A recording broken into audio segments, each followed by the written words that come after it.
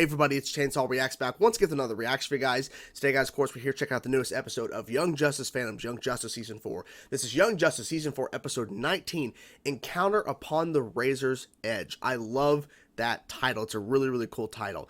Last week's episode, the beginning of Rocket's arc. I said in the intro before the actual episode reaction started in my little intro there, that I said I was the least interested in Rocket's arc because I'm not too familiar with this version of the character in the show because she really wasn't on the show much from what I'm remembering, or maybe she had been more.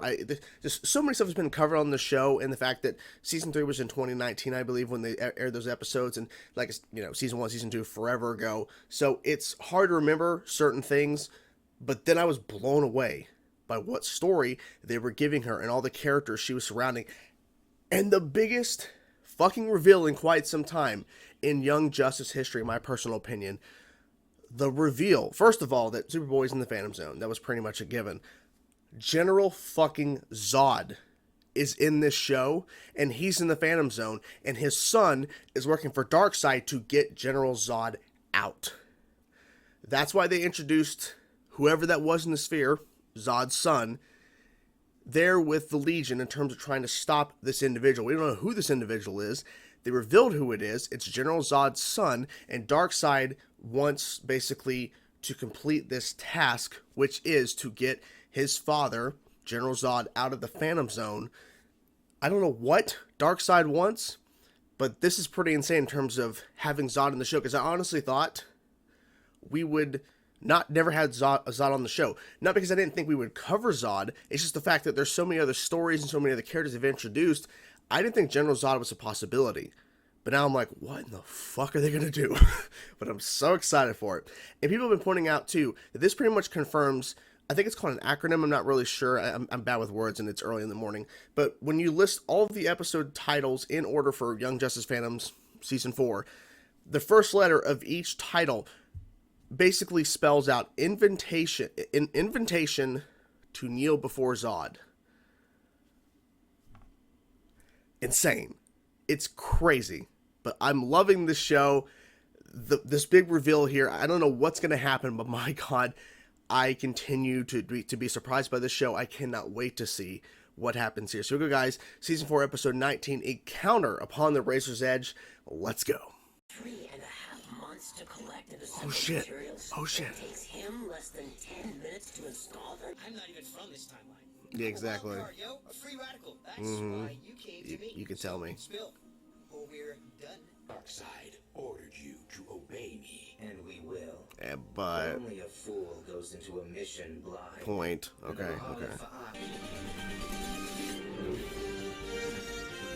You do not harbor high hopes for this conference? No, Surely probably between not. You gods, the Justice League, and the Green Lantern Corps. This ain't no Blue Lantern. This Who is it? Razer. Kilowog? Oh. It is as I feared. But a blue ring requires hope to function. And I am all out of hope. He's Darkseid's son, right? Orion is the son of High Mother and High Father. Well. You need to take a closer look, my friend. Spill it, Blue. Red. I've not changed a bit, my friend. Unfortunately, a chance meeting with the new god Metron provided a solution. Oh. He would hold the red ring in his interdimensional vault while I continued my quest. I've already lost all hope. Only my rage remains to power my quest. So I've come to New Genesis to get my red ring back. Oh. The Phantom Zone. Krypton's extra-dimensional prison. But the Kryptonians never intended to imprison criminals for eternity. So when the last Phantom Zone projector was discovered on New Genesis, the United Planets paroled every single inmate, as each one had been trapped. The frightened bureaucrats of the United Planets had settled all of us on the Kryptonian colony world Daxon, a planet orbiting a red sun, thus preventing us from gaining the powers that were our birthright. General Zod was a menace, determined to assert his dominance over everyone and everything. I was raised to despise the family L. Chief Scientist Jor-El had exposed my father's attempt to save Krypton. I didn't think I could hate anyone as much as I hated the L's. But now, there was the Legion. Zod was relentless. A quick data search of the new timeline revealed that Lore had killed Superboy in the past. And without Connor Kent's inspiration, The Legion had never formed. The red ring will be yours again. In exchange for your blue ring. We will not, cannot help battle apocalyptic forces. But that's why we need you. That's why we're here. You're afraid of a fight? You Yeah. shall be afraid of that fight. I mean, yeah, What is needed yeah. is a neutral mediator. Why are there so many Green Lanterns from Earth? It's, I mean, it's a thing. hard to find qualified GLs. You know, somehow the We time traveled to the United Nations last year when Superboy famously revealed his existence to the world and managed to prevent Laura's assassination of Connell. Oh, yeah, we heard about that. When we learned of Superboy and Miss Martian's trip to Mars, we followed them there. We Just did the our best layers to of keep them an setting eye on this Connell up. at all times. Man. That was our plan. I used my heat vision to destroy the Earthling Heat Sage vision, and the okay. Mars Earth communication satellite, cutting Superboy off from the League. We lost visual contact with Superboy. So In the we Phantom split Zone. up to find him. Yeah. Then I am in the middle of an intergalactic summit. I don't have time for this. You don't have time for our son. Ooh. Sorry. Yeah. Of course I do. You need to have time for your son. Basically good news. I'm trying to bring peace to an entire galaxy. And I'm It's not going so well. I'm surprised he's doing this. Oh? perhaps it's lost its charge. This was never about faith. It was about calculation.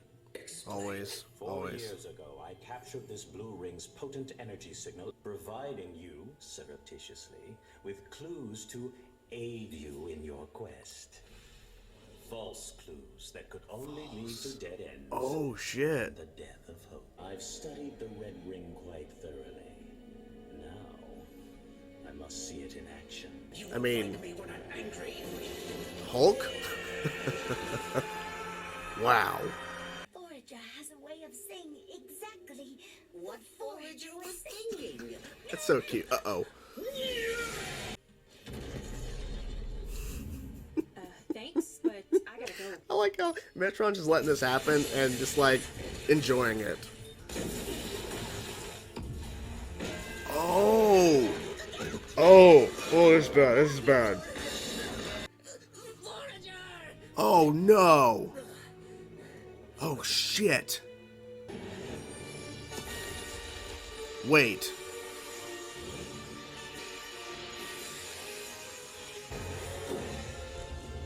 What the fuck? What? Forager is injured. She's not dead.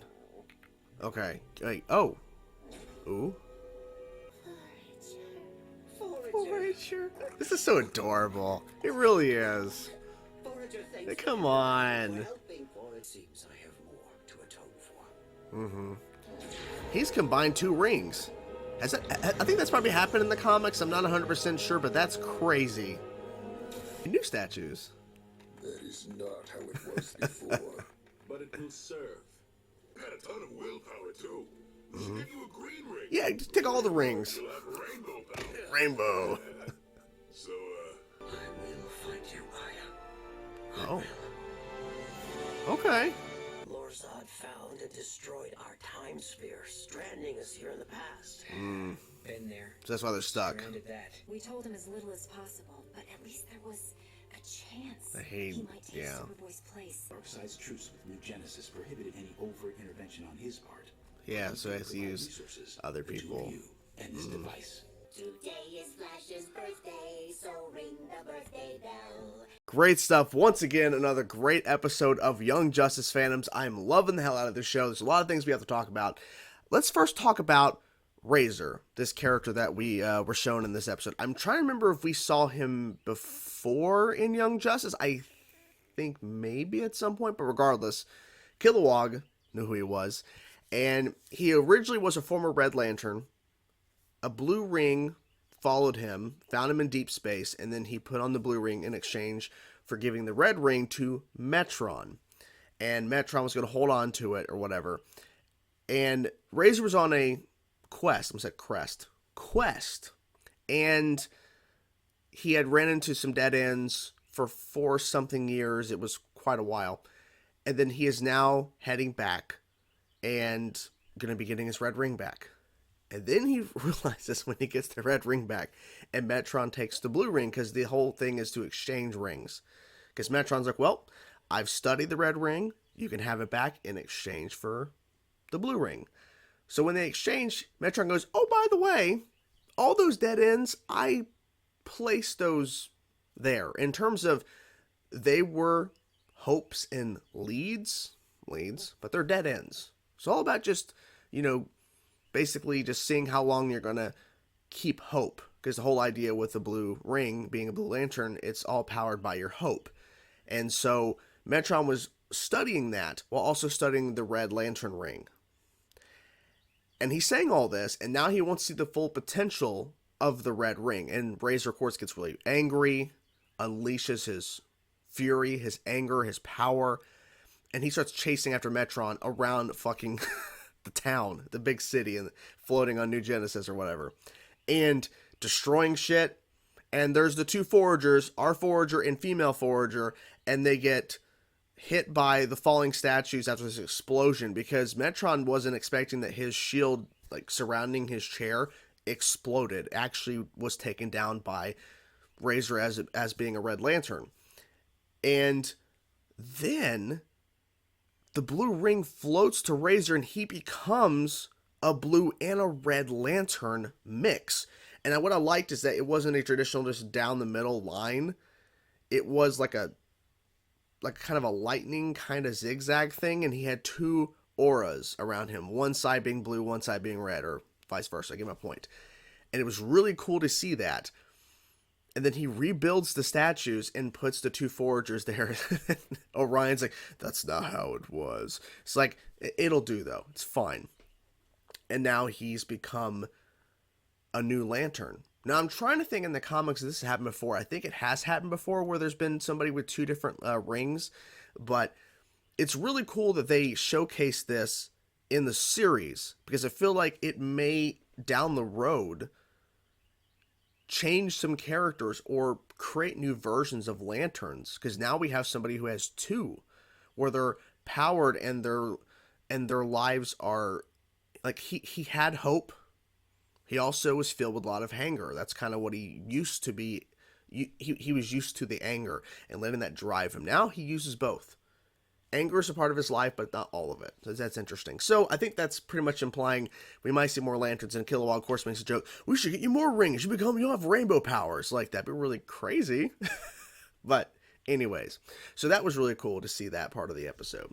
So we had, I want to save the Zod stuff and everything, and the whole Legion and Zod's son back and forth story for last, because it's a lot of stuff to cover.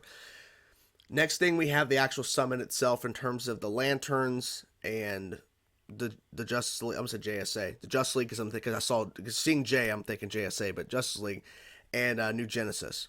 And they're there talking about the impending attack that's going to be coming to Earth from Apocalypse. And they bring up the treaty, the peace treaty between New Genesis and Apocalypse, about why New Genesis will not interfere. They cannot interfere. And then it's like, are you afraid of that fight? Rocket says that. Are you afraid of that fight? And Orion's like, you should be afraid of that fight. You should be. Point.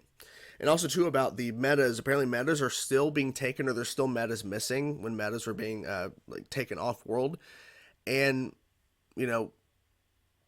unfortunately, as it was said there, the Lantern Corps understands it is a important thing that needs to be done to save these metas and everything, but it's not the top priority, because the Lanterns, Green Lanterns specifically, protect everything. And they also make a point. Orion goes, why is there so many lanterns on Earth? Or whatever, like referring to that there's so many Green Lanterns on Earth. And Kilowog's like, well, there's a lot of potential candidates and all that kind of stuff. Earth's a weird place. It's like, okay, fair point. That's a fair point. It was good stuff. Okay, so during the middle of that meeting, it kind of came to an end at that point, but Rocket gets a call from her former, were they married? I'm not even 100% sure, but her son's father. And we had heard in the last episode there's going to be some sort of school conference or some sort of meeting, and they have assigned her son to have a mediator or somebody that's going to be helping him in class. And she's like, well, I'm trying to save the galaxy and bring peace and all that kind of stuff. I'll think about it. And her son's dad was like, are you kidding me? Like, it's important. Like, this needs to, like, I get it. You're off world and everything, but at the same time, this is your son. And so I feel like she just kind of caught up in the moment. She's like, I don't have time for this. Like, you should. I get it. You're in the middle of a really important meeting, but at the same time, this is your son who needs all the support he can get. Like, of course, he needs help. He seems like, apparently he's a smart, like, I think they said he's a smart kid or whatever. So I feel like, yeah, but if he needs help, then he needs help. It's okay. But she's just not thinking about all that. But I'm glad she kind of calmed herself down. But at the same time, and then of course it all got cut off because the Razer's over there destroying shit in Metron's little room. So that whole thing there. So yeah, crazy stuff. The credit sequence with the two foragers singing Jay's birthday. Jay's 102? I think that was the number. Holy crap. He definitely doesn't look 102. I mean, he's old, but I mean, I didn't expect 102, but he's still kicking ass, taking names. That was really cool. Okay.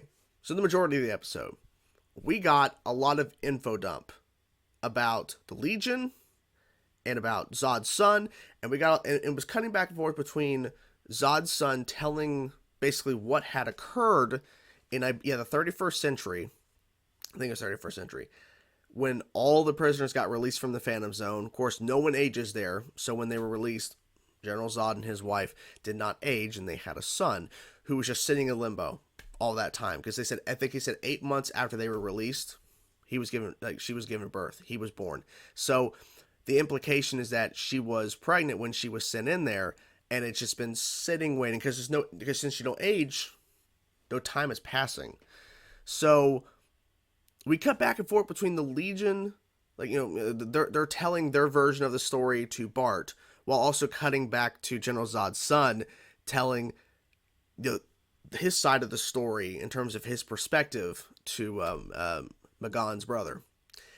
Because the whole thing is that Bart's like, I need to know what's going on. I need you to tell me everything. And then over here, Magon's brother's like, I understand that Darkseid told me I need to just follow every word that you say, but I need to know the why. Like, why are we doing this? Because they're sitting out of the time stream in that sphere over the city where the summit is taking place. So, the back and forth. The 31st century, they release all of the prisoners from the Phantom Zone because, of course, that's where Krypton sent their prisoners, and since Krypton was destroyed, there's no one to release them when their sentence was up. So they were all released, and then everything just went crazy because they put them all on a planet that had a red sun so that they could not use their powers. General Zod, sneaky little General Zod, moves all of these people, or most of them or whatever, to a yellow sun planet where they have their powers back. And then eventually shit starts going down. And so the Legion places all of them, except for Zod's son, back into the Phantom Zone. We've only seen him, though, in the Phantom Zone talking to Superboy, but they're all apparently there. So we'll see about that. And so for General Zod's son, his whole thing is, I went back in time, I stole the sphere, I stole the last bit of kryptonite, and I was going to go back in time because the projector into the Phantom Zone was destroyed. So he had to go back in time. And he knows the projector that's in the timeline where he is now, he's trying to kill Superboy to stop the Legion from forming, which that was successful in a sense. Now Superboy's not dead, he's in the Phantom Zone right now, but that has messed up the timeline because the Legion says to Bart, by the way, we talked to Superman, it didn't change the timeline, we didn't get reverted back, like nothing has changed in a sense, because the event that Superboy is, like, whatever happens 10 years from now, the Superboy is supposed to be there in order to, like, some sort of whatever event this is, I have no idea, because they're not saying what it is, that inspires the Legion down the road. And so telling Superman didn't really do anything, so now they're telling Bart, because he's the only other person out of the time, because he's not supposed to be in this timeline, but he is. So they had to go to him. And then you cut to Zod's son saying, well, we're out of sync in the timeline. They can't even track me. and we plant the bomb there, and he told Magon's brother that the device you placed on Mars and all that kind of stuff, that was smart, but you forgot the kryptonite, so I added that in. And he's like, "Oh, you're the one who killed Superboy? I wanted to thank you for that." He didn't like him, of course. They also explain a little bit about what happened to the portal when where Martian Manhunter was actually going through the test on Mars to Earth, and during the first arc we had in this season 4, Phantoms, heat vision destroyed it. It was heat vision. And then when the telecommunication device that was floating above Mars was destroyed, that was also him, Zod's son. So that makes sense. So they were some tying up some, questions. They were answering some questions. I can't even talk today. Answering some questions that we had. That's stuff that we kind of assumed at that point was Zod's son because he was there during that time. But the fact is, they explain in rapid succession, this is what happened, blah, blah, blah. So now, Zod's son, his whole goal is to bring forth Zod. I don't know if Darkseid, because the way he explained it, Darkseid has made a similar pact before with Vandal Savage, and he even referred to him some Savage Man or something. Like, he didn't even know. So I'm assuming Vandal Savage maybe doesn't exist in the timeline that the Zods are from, when they finally get out. That's interesting.